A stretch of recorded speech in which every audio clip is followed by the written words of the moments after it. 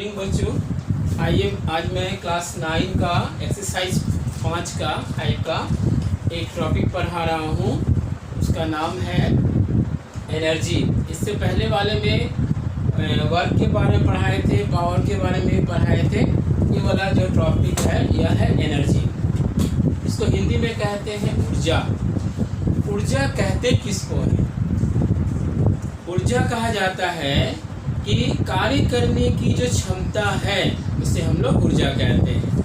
मतलब कि कितना एनर्जी है किसी कार्य को करने में, उसे हम लोग कहेंगे ऊर्जा या एनर्जी। तो परिभाषा बहुत सिंपल है, कार्य करने की जो क्षमता है उसे ऊर्जा कहते हैं। इसकी इकाई क्या है? एसआई पद्धति में जो कार्य की इकाई जूल है, एनर्जी की इकाई भी वही है, जूल ही होगा। इसकी राशि क्या है? दैसिक राशि है, आदेशिक राशि है। तो यह एक अदृश्य आदेशिक राशि में आएगा या स्केलर क्वांटिटी हम लोग कहेंगे, आदेशिक राशि। लेकिन यहाँ पर हम लोग को जो पढ़ना है कि एनर्जी क्या है, कितने भाग हैं, इसके बारे में पढ़ना है। तो इसके दो भाग हैं, potential energy and kinetic energy. Potential energy को हिंदी में कहते हैं स्थितिज ऊर्जा और काइनेटिक एनर्जी को कहते हैं गतिज ऊर्जा। हम लोग पोटेंशियल एनर्जी का परिभाषा जानेंगे, लेकिन पोटेंशियल एनर्जी को लिखते कैसे हैं? ईपी के द्वारा लिखते हैं। ईपी मतलब पोटेंशियल एनर्जी। काइनेटिक एनर्जी को लिखते हैं ई के, मतलब हो गया काइनेटिक एनर्जी। अब आइए इसकी परिभाषा पढ़ते हैं, समझते हैं कि परिभाषा है क्या। स्थितिज ऊर्जा या पोटेंशियल एनर्जी, इसकी परिभाषा इस तरह से है, किसी वस्तु की स्थिति या अवस्था परिवर्तन के कारण उसमें जो ऊर्जा उत्पन्न होती है उसे ही कहते हैं पोटेंशियल एनर्जी। स्थिर था, अचानक गतिशील हो गया, उसके द्वारा जो ऊर्जा उत्पन्न होगा उसे ही कहेंगे हम लोग potential energy. In short EP लिखा जाता है। ईपी बराबर होता है या पोटेंशियल एनर्जी बराबर होता है mgh। m क्या है? वस्तु की मात्रा है। g क्या है? गुरुत्व जनित त्वरण है। और h क्या है? हाइट है, कितने ऊंचाई से है। तो EP बराबर हो गया mgh हो गया। तो पोटेंशियल एनर्जी क्या है कि किसी वस्तु की स्थिति के कारण जब उसमें कोई ऊर्जा उत्पन्न होता है तो उसे हम लोग पोटेंशियल एनर्जी कहते हैं। जैसे ईंट का टुकड़ा कुछ ऊंचाई से गिराया जाए, अभी स्थिर अवस्था में जैसे गिराएंगे, उसका एक उदाहरण है। एक धनुष है, उसकी जो डोरी है उसको जो टांग करके छोड़ा जाता है, उसकी स्थिति परिवर्तन के कारण जो उसमें होता है अवस्था परिवर्तन का जो एनर्जी आएगा उसे कहेंगे हम लोग पोटेंशियल एनर्जी। अब आते हैं काइनेटिक एनर्जी। काइनेटिक एनर्जी या गतिज ऊर्जा किसे कहते हैं?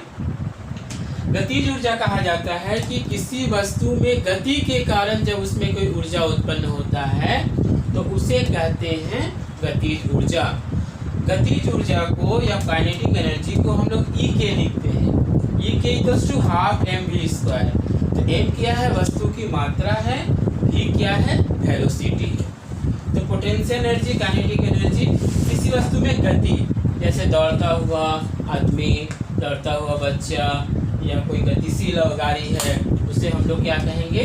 काइनेटिक एनर्जी के श्रेणी में रखेंगे। इसी में एक चीज़ है मैकेनिकल एनर्जी। मैकेनिकल एनर्जी क्या है? हम वर्क वाला पोर्शन में बताए थे मैकेनिकल वर्क, ठीक यहाँ पर मैकेनिकल एनर्जी है। मैकेनिकल एनर्जी कहा जाता है कि जब कोई मशीन किसी कार्य को संपन्न करता है और वह जितना उसमें एनर्जी लगाता है उसे ही कहते हैं मैकेनिकल एनर्जी। मतलब मशीन के द्वारा खर्च किए गए एनर्जी को मैकेनिकल एनर्जी कहते हैं। अब है कि कुछ इसमें भाग है, मतलब अलग अलग टॉपिक है। कैसे है? Transformation of energy. ट्रांसफॉर्मेशन इसको हिंदी में कहते हैं रूपांतरण, ऊर्जा का रूपांतरण। ट्रांसफॉर्मेशन ऑफ एनर्जी किसे कहते हैं? जब ऊर्जा एक रूप से दूसरे रूप में बदलती है तो उसे कहते हैं ट्रांसफॉर्मेशन ऑफ एनर्जी। कैसे इसको समझेंगे? जैसे मान लीजिए घर में बल्ब जल रहा है, तो बल्ब कैसे जल रहा है? इलेक्ट्रिक से जल रहा है। तो बल्ब का जलना इलेक्ट्रिक एनर्जी का लाइट एनर्जी में रूपांतरण हो गया। पंखा चल रहा है, पंखा जो चल रहा है मैकेनिकल वर्क कर रहा है, तो इलेक्ट्रिकल एनर्जी का मैकेनिकल एनर्जी में रूपांतरण हो रहा है। तो जब रूपांतरण हो रहा है एनर्जी का, तो उसे कहेंगे हम लोग ट्रांसफॉर्मेशन ऑफ एनर्जी।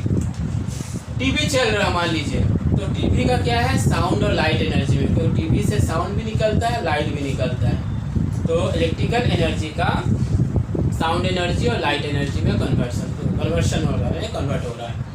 पेड़ पौधे अपना भोजन तैयार करते हैं और प्रकाश संश्लेषण की क्रिया के द्वारा। प्रकाश संश्लेषण की क्रिया क्या है, एक रासायनिक प्रतिक्रिया, केमिकल एनर्जी है। लेकिन पेड़ पौधे भोजन कैसे तैयार कर रहे हैं, क्या लेके तैयार कर रहे हैं, वह लाइट, सूर्य का प्रकाश लेके। तो हम लोग कहेंगे फोटोसिंथेसिस की जो क्रिया है वह लाइट एनर्जी का केमिकल एनर्जी में रूपांतरण हो रहा है। तो यह हो गया transformation of energy. Law of conservation of energy, ये नियम क्या है, इसको कहते हैं कंजर्वेशन ऑफ एनर्जी का नियम है, ऊर्जा ना तो उत्पन्न की जा सकती है ना ही नष्ट किया जा सकता है, केवल एक रूप से दूसरे रूप में बदला जा सकता है। ऊर्जा का एक रूप से दूसरे रूप में बदलना ही, मतलब ऊर्जा ना तो उत्पन्न ना ही नष्ट, ये जो चीज़ है इसको कहते हैं कंजर्वेशन ऑफ एनर्जी।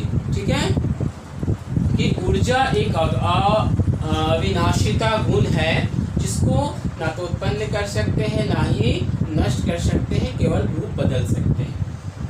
अब है कि एक वस्तु में कैसे पोटेंशियल एनर्जी से काइनेटिक एनर्जी में बदलता है, यानी कि पोटेंशियल एनर्जी स्थिति ऊर्जा से गतिज ऊर्जा में कैसे बदलता है। एक हम उदाहरण दे रहे हैं, एक ऊंचाई पर, एक बिल्डिंग के ऊंचाई पर कोई एक पत्थर लेके आदमी खड़ा है, या वहाँ से एक ईंटा का टुकड़ा गिराया जाएगा।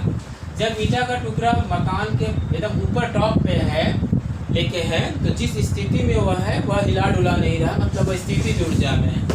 तो EP बराबर क्या हो जाएगा, mgh। अब पत्थर का टुकड़ा को छोड़ दिया गया, तो उसमें जो स्थितिज ऊर्जा है वह बदलेगा, बदल करके वह गतिज ऊर्जा में बदलते जाएगा, धीरे धीरे गतिज ऊर्जा बढ़ते जाएगी। जैसे जैसे ईंट का टुकड़ा नीचे आएगा उसमें गतिज ऊर्जा बढ़ते जाएगा और स्थितिज ऊर्जा कम होते जाएगी। ठीक वह ईंटा का टुकड़ा जमीन से टकराने से पहले सबसे ज़्यादा काइनेटिक एनर्जी में रहेगा, अर्थात गतिशील अवस्था में रहेगा। जैसे ही वह जमीन से टकरा गया, फिर वह स्थिर, मैंने ईंटा का टुकड़ा जैसे जमीन पे गिरा स्थिर हो गया, तो वह फिर स्थिर अवस्था में आ गया। तो एक स्थिर अवस्था यानी कि पोटेंशियल एनर्जी का जो वस्तु है वह धीरे धीरे काइनेटिक एनर्जी में बदलता है, फिर मैक्सिमम एक जगह पे काइनेटिक एनर्जी होता है और फाइनली वह फिर पोटेंशियल एनर्जी में आ जाता है। तो यह एनर्जी का एक पोर्शन हुआ, एक्सरसाइज 5 का ही है, वर्क पावर एनर्जी का, फिजिकल साइंस का। यहाँ तक 3 भाग है, तीनों भाग हम पढ़ा दिए, मतलब रेगुलेशन कंप्लीट हुआ। और हम उम्मीद करते हैं कि आप लोग इसको अच्छी तरह से वीडियो को देखिए और इसको समझिए। Thank you.